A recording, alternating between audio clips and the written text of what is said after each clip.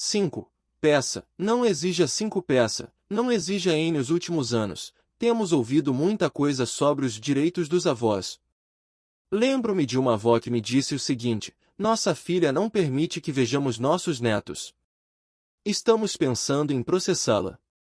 Não está certo esse negócio de nos manterem afastados das crianças. O que eles alegam para justificar essa proibição? Perguntei. Eles dizem que é porque temos cerveja e licor em casa. Meu marido, George, é alcoólatra, e eles alegam que não desejam ver as crianças se tornando dependentes de bebida também. Mas isso é um absurdo. George é alcoólico há 20 anos. Eu não bebo nada com álcool e tenho vivido com ele todos esses anos. Conviver com um alcoólatra não faz de ninguém um dependente de bebida. Há quanto tempo eles mantêm os filhos afastados de vocês? Desde o último Natal. Há mais ou menos 9 meses. Aconteceu alguma coisa nesse Natal que os tenha influenciado a tomar essa decisão? Eu quis saber. Bem, certa noite, George bebeu demais, ela contou. Ele estava meio alegre. Então colocou um pouco de cerveja nos copos e disse às crianças: vamos fazer um brinde ao Papai Noel. As crianças o acompanharam, beberam a cerveja e logo depois começaram a ter ânsia de vômito. Minha filha e meu genro correram para a cozinha e descobriram o que estava acontecendo. Quando perceberam o que meu marido havia feito, levaram as crianças para casa na mesma hora e nos disseram que nunca mais voltariam. Meu marido xingou quando saíam de casa e disse que estavam sendo ignorantes. O que George fez foi errado, eu sei, mas o que eles estão fazendo também não está certo. Os avós também têm seus direitos. Eu disse a eles que cuidaria pessoalmente de tirar todo o álcool de dentro de casa e guardar na garagem. Também prometi que meu marido não beberia enquanto as crianças estivessem conosco. Para eles, porém, isso não é suficiente. Não sei o que mais devo fazer. É por isso que estou pensando em processá-los. Você até poderia fazer isso, comentei, mas e se ganhasse o processo e sua filha e seu genro fossem obrigados a permitir que você visse as crianças em visitas supervisionadas? Até que ponto isso seria satisfatório para você? Sei o que você está tentando dizer. Não é mesmo o que eu desejo. Só quero manter um bom relacionamento com minha filha, nosso genro e nossos netos. E não sei o que fazer. Qual é o nível de gravidade do problema de seu marido com a bebida? Eu quis saber. Há 20 anos ele entra e sai de programas de tratamento para combater o vício, ela respondeu. Por algum tempo ele fica bem, mas basta uma pequena recaída para que volte a mergulhar na bebedeira por um mês. Ele encontra muita dificuldade para manter os empregos. Tem sido muito difícil viver com ele, mas eu o amo e continuo tendo a esperança de que as coisas vão melhorar. Sei que ele também se sente muito mal por não poder ver os netos. Já conversamos sobre isso. Como conselheiro, senti-me profundamente mobilizado ao ver o sofrimento no semblante daquela mulher. Eu disse, às vezes, quando um alcoólatra percebe que está perdendo alguma coisa que valoriza muito, ele se sente motivado a parar de beber. Você acha que George estaria disposto a conversar comigo a respeito desse assunto? Sim, estaria se achasse que poderia ajudar a resolver essa situação, ela respondeu. Se é assim, diga a ele que eu gostaria muito de vê-lo e que tenho algumas ideias. Podem ser úteis. Durante as semanas que se seguiram, consegui inscrever o marido dela em um programa de tratamento de orientação cristã. Garanti a George que Deus o ajudaria a vencer o álcool e que, em minha opinião, ele estava dando um grande passo rumo à restauração do relacionamento com a filha, o genro e os netos. Depois do programa inicial do tratamento, durante o qual George se envolveu ativamente em um grupo cristão de apoio, comecei a conversar com ele sobre o poder do perdão e que ele deveria fazer isso com a filha e o genro, apesar de tudo que acontecerá no Natal anterior.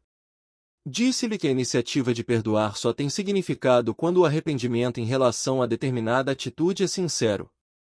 Um pedido de desculpas é o mesmo que aceitar a responsabilidade por aquele comportamento inadequado, reconhecendo que estava errado, comentei. Não se pode exigir o perdão, apenas pedi-lo. Sua filha e seu genro podem não estar preparados para perdoá-lo agora, mas seu pedido de perdão será o primeiro passo na restauração desse relacionamento.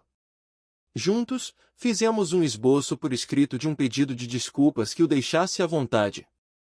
Perguntei se ele me daria permissão para telefonar para a filha e o genro, convidando-os para ir ao meu escritório, de maneira que pudéssemos conversar todos juntos sobre o que estava acontecendo. Ele concordou, e o casal também aceitou meu convite. Nesse encontro, compartilhei com o jovem casal minhas conversas com George, nas quais tentei ajudá-lo a lidar com o problema do álcool.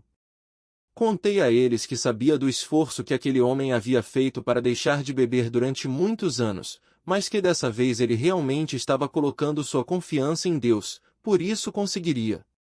Em seguida, ofereci a George a oportunidade de falar.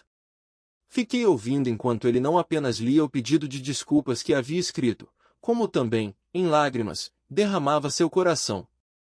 Ele pediu perdão por todos os erros que cometera em relação à filha enquanto ela crescia, reconhecendo que a envergonhara por diversas vezes no tempo em que ela cursava o ensino médio, que havia falhado na missão de ser o pai que ela merecia, e que estava ciente de que seu comportamento no Natal anterior fora a coisa mais dolorosa que já fizera a ela.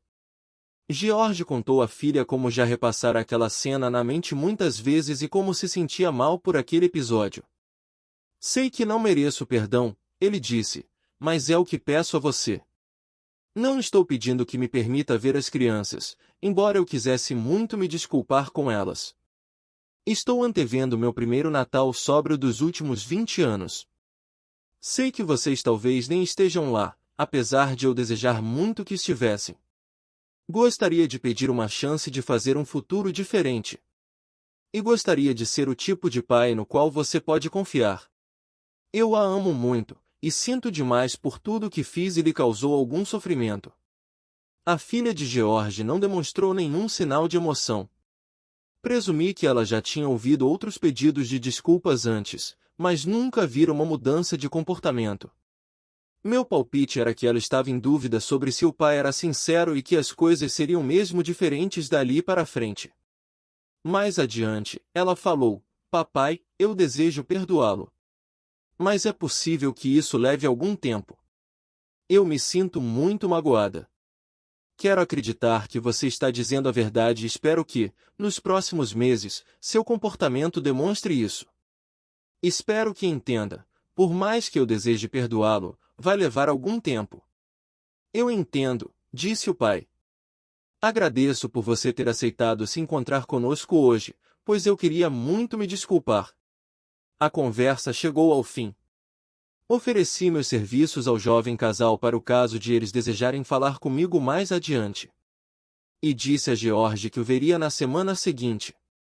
Nunca mais voltei a ver o jovem casal, mas George e a esposa me contaram que, no espaço de um mês, a filha deu ao pai a oportunidade de pedir desculpas às crianças, que, por sua vez, o perdoaram sem hesitar. Depois de ver a reação dos filhos, ela também perdoou George. Quando o Natal estava se aproximando, não deu nenhuma indicação de que levaria as crianças à casa dos avós. No entanto, uma semana antes do feriado, os filhos pediram para vê-los no Natal, e a mãe concordou. A princípio foi um pouco estranho, pois havia um ano que as crianças não iam à casa dos avós. Contudo, antes que a noite terminasse, a residência já estava tomada por risos de alegria. Quando as crianças iam saindo, George disse, só quero agradecer a todos por estarem aqui. Esse foi o melhor Natal de minha vida.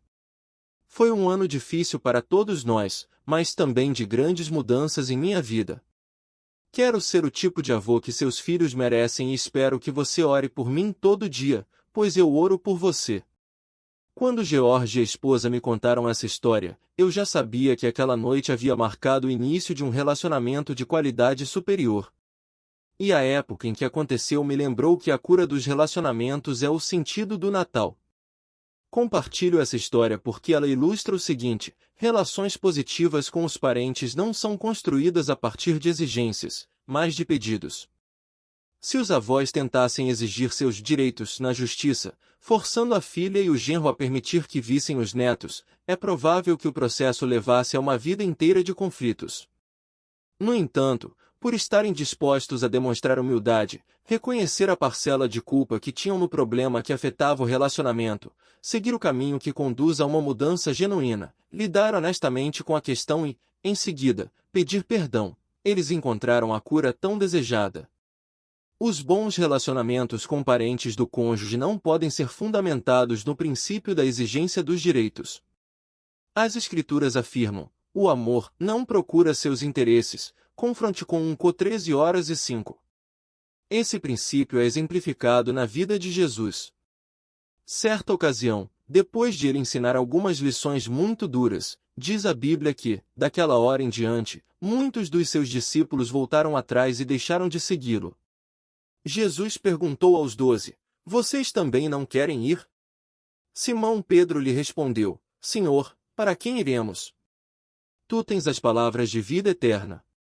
Nós cremos e sabemos que és o Santo de Deus. Jó 6:66-69.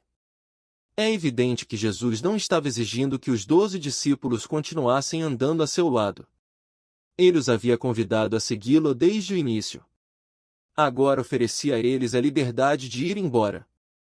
Na verdade, sabemos que um dos 12, de fato, se foi. Mas, naquele momento, Pedro falava em nome dos outros ao dizer: Tu tens as palavras de vida eterna. Eles seguiram Jesus porque estavam convencidos de que ele era o Santo de Deus. Relacionamentos com os parentes dos cônjuges devem seguir esse modelo. Não podemos obrigá-los a fazer o que acreditamos ser a coisa certa. Podemos e devemos pedir a eles. Se queremos algo, isso deve ser verbalizado. Se você deseja que esses parentes o visitem com mais frequência, convide-os. Se deseja que apareçam menos, peça que só o visitem em ocasiões nas quais você possa dedicar mais tempo a eles. Nunca devemos achar que eles são capazes de adivinhar o que se passa em nossa mente. Fazer esse tipo de pedido faz parte de qualquer bom relacionamento. Jesus ensinou que esse princípio de pedir se aplica também em nosso relacionamento com Deus. Ele disse: Peçam, e lhes será dado, pois todo o que pede, recebe. Mt 7:7-8. Em seguida, ele põe essa orientação em uma dimensão humana. Qual de vocês, se seu filho pedir pão, lhe dará uma pedra? Ou se pedir peixe, lhe dará uma cobra? Se vocês, apesar de serem maus, sabem dar boas coisas aos seus filhos, quanto mais o Pai de vocês, que está nos céus, dará coisas boas aos que lhe pedirem. Mt 7:9-11. Será que isso significa que Deus sempre nos dá exatamente o que pedimos? A resposta óbvia é não. Ele nos ama demais para nos dar coisas que sabe serem prejudiciais a nosso bem-estar. No entanto, como nosso Pai Celestial, Ele nos concede, com liberalidade, dádivas como resposta a nossas petições. Será que os parentes de seu cônjuge respondem aos seus pedidos exatamente do jeito que você deseja? Provavelmente não. Do mesmo modo, a resposta deles nem sempre será baseada em amor. Todos nós temos tendência ao autocentrismo. Muitas vezes, respondemos aos pedidos dos outros de maneira bem egoísta. Contudo, pedir algo aos parentes é uma parte importante na construção de relacionamentos saudáveis. Ben, que era pescador iniciante, pediu ao sogro que lhe emprestasse determinado apetrecho de pesca. O sogro respondeu: Não posso emprestar este, mas não me incomodo de emprestar outro. Ben não sabia a diferença entre os equipamentos, mas o sogro sabia e não queria correr o risco de perder uma peça muito cara emprestando-a ao genro, que não tinha tanta experiência em pescarias. Se Ben tivesse ficado com raiva do sogro por não ter emprestado exatamente o que ele pedirá, o relacionamento dos dois teria sido prejudicado. Em vez disso, aceitou com alegria a proposta do sogro e sua pescaria foi muito boa. As pessoas são responsáveis pelas coisas que possuem. Elas têm a prerrogativa de emprestar ou não, dar ou reter. O parente sábio não fica aborrecido quando um pedido em particular é negado, mas sabe agradecer quando a petição é atendida ou recebe uma proposta alternativa. Com frequência, O relacionamento entre os cônjuges e os parentes é fortalecido quando alguém pede algo. Brittany pediu à sogra, Margie, que a ensinasse a tricotar. A resposta de Margie foi esta: não consigo imaginar como uma garota de sua geração poderia querer aprender a tricotar. Mas, se você quer mesmo, terei o maior prazer em ensinar. Brittany garantiu à sogra que estava sendo sincera. Nos meses seguintes, ela não apenas aprendeu a tricotar, como também desenvolveu um relacionamento muito mais sólido com a sogra à medida que uma habilidade foi transmitida de uma geração a outra. Quando paravam para tomar chá, Brittany aprendia muitas coisas sobre a sogra, incluindo o fato de que Margie aprenderá a tricotar com sua sogra também. Sem saber, Brittany estava dando continuidade a uma tradição familiar. Na época, Margie, que era uma pessoa gregária e sempre simpática, comentou com a nora algumas das lutas que enfrentará ao longo dos anos por causa de sua saúde. Mais adiante, quando foi diagnosticado um câncer no seio de Margie, Brittany foi a primeira pessoa a saber. E foi ela também que ofereceu o maior apoio emocional à sogra durante os muitos anos de quimioterapia e recuperação. E tudo aquilo começou com um pedido: você poderia me ensinar a tricotar? As escrituras dizem: a maior felicidade em dar do que em receber, et 20:35. Quando você faz um pedido aos parentes de seu cônjuge, está oferecendo a eles uma oportunidade. Ao atender a seu pedido, eles encontram uma felicidade ainda maior do que a sua em receber o que pediu. Pedir e oferecer são elementos que compõem o ciclo natural dos bons relacionamentos. De vez em quando, todos nós desejamos certas coisas que o outro tem a capacidade de suprir ou precisamos delas. Se verbalizarmos esses desejos na forma de pedidos e a outra pessoa optar por responder de maneira positiva, estaremos forjando um relacionamento que se manterá sólido e forte anos a fio. No sentido oposto, quando fazemos exigências sobre os parentes, tentando determinar o que devem fazer e impondo-lhes culpa quando não cumprem nossas demandas, destruímos essa relação. Os bons relacionamentos são alimentados com a prática de pedir e oferecer, e não com a de exigir. Colocando os princípios em prática. 1. Que exigências os parentes de seu cônjuge impuseram a você? Qual foi sua reação? 2. Que exigências você fez a esses parentes? Como eles reagiram? 3. Que pedido você gostaria de fazer a eles? Pense na possibilidade de fazer esse pedido depois de demonstrar apreço por alguma coisa que você admira neles. 4. Que pedidos os parentes de seu cônjuge lhe fazem? Considere a alternativa de responder com amor a um pedido deles.